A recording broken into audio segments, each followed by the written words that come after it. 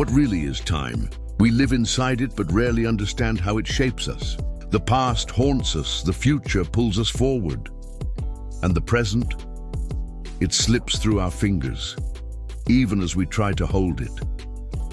But what if I told you you're not truly living in the present, and that your brain is constantly constructing a version of reality, delayed, imagined, or remembered?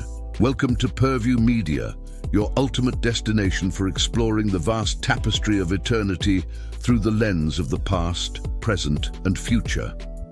In this video, we're diving into the psychology of time and how it shapes our reality.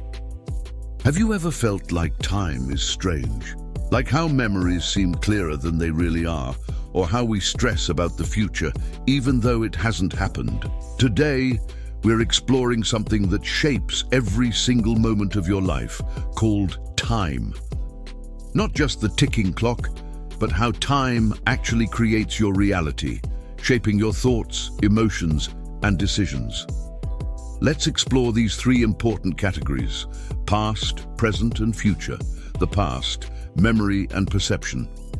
We tend to think of our memories as unchanging facts, preserved exactly as they happened. But they're more like paintings we keep repainting, often without realizing it.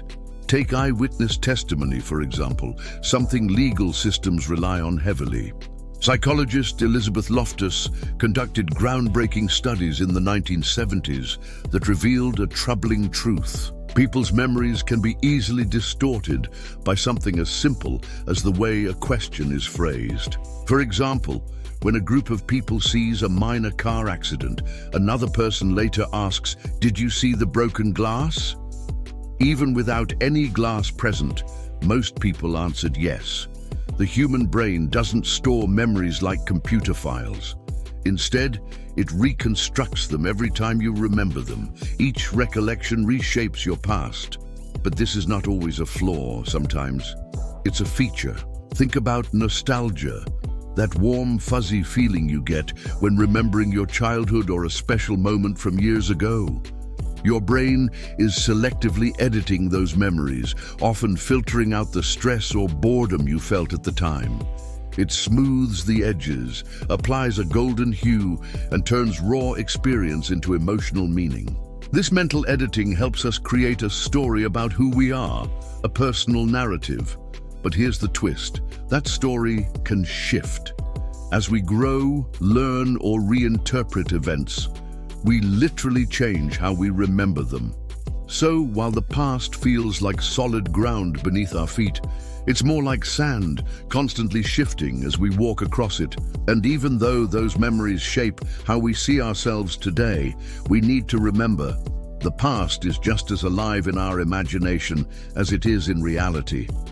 The present, conscious experience. Now, for the present, is the only moment we truly live in. Yet it's more complex than you might think. Contrary to what it feels like, you're not experiencing the present in real time. There's a slight but consistent lag between events in the external world and your awareness of them. This is because your brain needs time, just milliseconds, to process sensory input, interpret it, and integrate it into a coherent picture of now. This window of time is known as the specious present, the short duration, usually thought to be a few hundred milliseconds, in which our brains unify disparate sensory signals into a single flowing moment of consciousness. It's not a frozen instant, but rather a brief stretch of time stitched together, allowing us to perceive continuity, motion, and cause and effect. For example, when you hear a melody or watch someone speaking, you're not perceiving each note or word as a disconnected fragment. Your brain blends them into a fluid experience, anchoring your sense of now. Even your sense of self, your awareness of being you in this moment, depends on this mental integration. In essence, what we think of as the present is already the past, a subtly delayed, synthesized version of reality. Yet paradoxically, it's the only reality we ever feel. The future, imagination and anxiety. Our minds are natural time travelers, often slipping away from the present to imagine what lies ahead, anticipating opportunities, avoiding threats, or simply wondering, what if? This ability to mentally simulate the future is called prospection, and it's one of the most remarkable aspects of human cognition. It allows us to plan a vacation, prepare for a presentation, or dream about where we'll be in 5 years. It's the engine behind goal-setting, innovation, and hope, but prospection is a double-edged sword. Because the brain treats imagined events almost like real ones, thinking about the future can stir powerful emotions, excitement, anticipation, or dread. Even though nothing has happened yet, your body might respond with a racing heart, sweaty palms, or restless energy. That's why you might feel anxious before a job interview days away, or overjoyed while picturing your wedding, despite both being purely mental projections. The future lives vividly in our minds, and our nervous system often can't tell the difference between thought and reality. This constant forecasting is part of how the brain keeps us safe, always scanning ahead, preparing for what might go wrong. But when unchecked, it can create a loop of worry and stress about scenarios that may never unfold.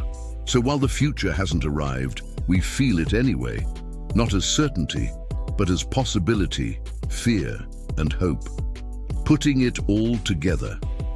Here's the fascinating part. Past, present, and future aren't merely timeline points. They're mental constructs that your brain uses to create reality. Your memories shape your identity. Your present awareness determines your consciousness. Your future vision guides your choices. And all of this exists right now within your mind. To close this episode, I'll leave you with a few questions that may spark your curiosity. Which time frame influences you most? Are you dwelling in the past, struggling with the present, or fixated on the future? Share your thoughts in the comments. If you enjoyed this exploration of time, remember to like, subscribe, and hit the notification bell to get notified when a new video is published. Time's precious, use it well. Until we meet again, cheers.